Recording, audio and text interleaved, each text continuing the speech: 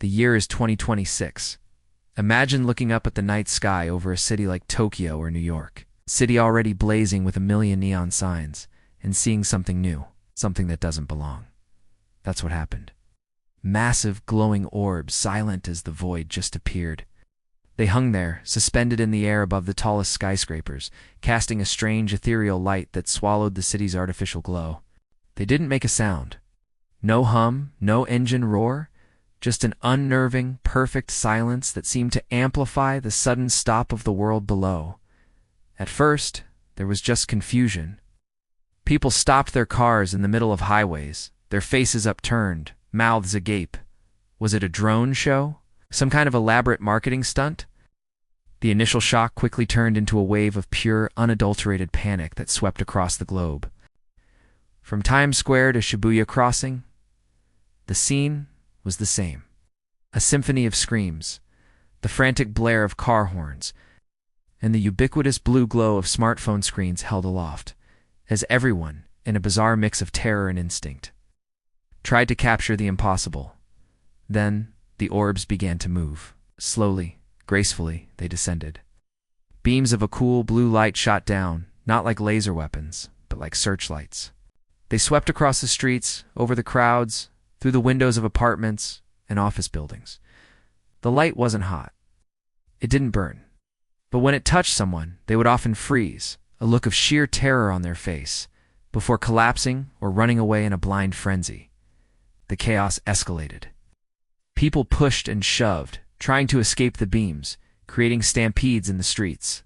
The world's governments were powerless. Military jets scrambled, but what could they do? Shoot at silent, unresponsive lights. It was a global lockdown, not by decree, but by fear. For days, this continued.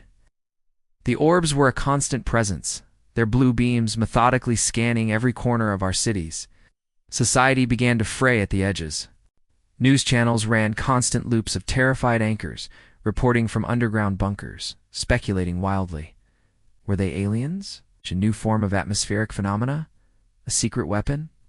The uncertainty was almost as terrifying as the orbs themselves.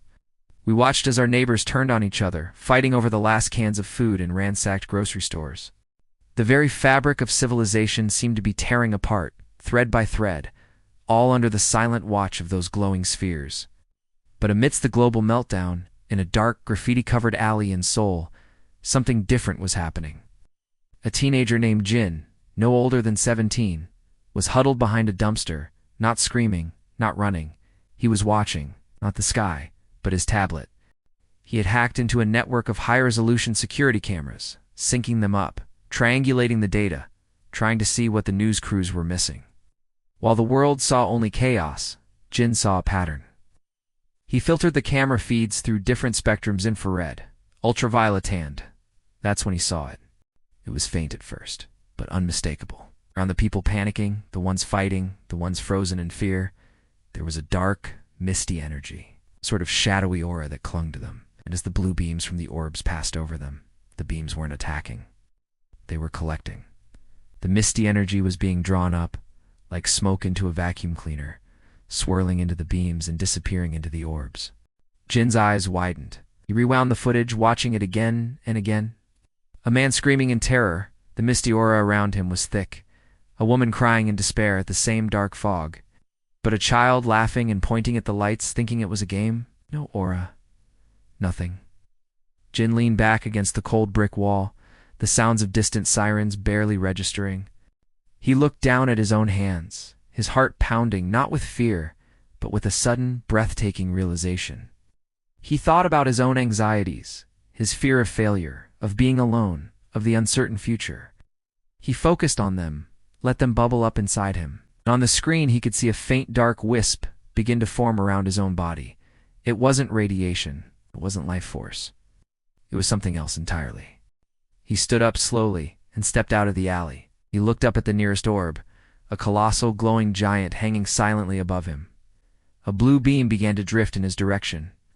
People around him scattered, but Jin stood his ground, closed his eyes, and instead of pushing his fear down, he let it wash over him. The fear of what these things were, the fear for his family, the fear for the world. He embraced it. The blue light enveloped him. It felt cool, like a gentle breeze. He opened his eyes and looked at his tablet. The dark mist that had surrounded him was gone, siphoned away into the sky, and in its place, there was a strange quietness in his mind. The panic was gone. The dread was gone. A small, slow smile spread across his face. He finally understood. They weren't hostile. They weren't invaders. They were observers, librarians maybe, or scientists. And they were here to collect the one thing humanity has in abundance. They were harvesting our emotions, specifically our fear. For another week, the Orbs continued their silent work. But now, pockets of calm began to appear. People like Jin, who had figured it out, or perhaps were just too tired to be afraid anymore, would stand in the light willingly, and each time they would emerge changed. Not emotionless, but peaceful.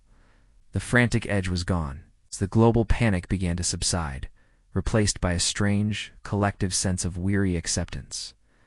The fighting stopped, the screaming faded, and eerie tranquility settled over the planet. And then, as silently as they had arrived, they left. One by one, the orbs ascended, shrinking into bright pinpricks of light before vanishing into the clouds. They left behind a world transformed. The cities were still standing, but the atmosphere was completely different.